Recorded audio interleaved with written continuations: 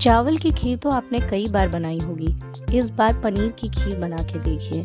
ये स्वाद में बहुत ही लाजवाब लगती है। इसको बनाने के लिए मैंने 1 लीटर दूध ले लिया है। इसमें मैंने 3 से 4 हरी इलायची डाली है।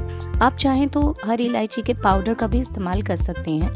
इस दूध को मैंने तब तक बॉईल कर लिया है जब तक कि ये हाफ हो जाएगा, यानी कि आधा लीटर दूध हमारे पास बचेगा।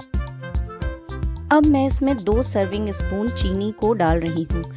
उसके बाद मैं इसको कंटिन्यूअसली हिलाऊंगी जब तक कि चीनी पूरी तरीके से घुल नहीं जाती।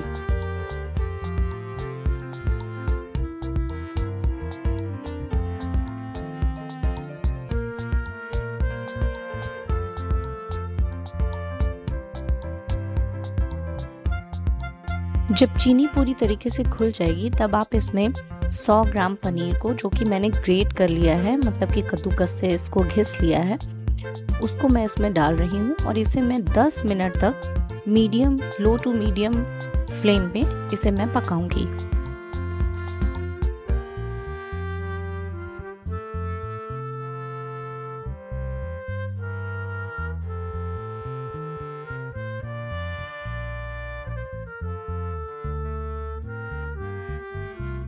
दस मिनट के बाद मैं इसमें 100 ग्राम पनीर और ऐड कर रही हूँ, जिसको मैंने छोटे छोटे टुकड़ों में काट लिया है।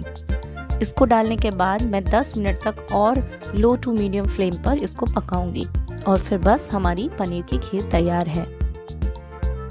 आप दुनिया के कौन से कोने से मुझे देख रहे हैं ये मुझे कमेंट सेक्शन में ज़रूर बताएं, और अगर आपको मेरा वीडियो किसी और भाषा के सबटाइटल में चाहिए तो वो भी आप मुझे कमेंट सेक्शन में बता सकते हैं।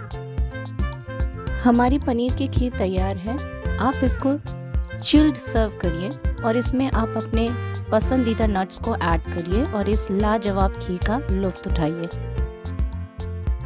अगर मेरा वीडियो अच्छा लगा हो तो मेरे चैनल को सब्सक्राइब करते जाइए।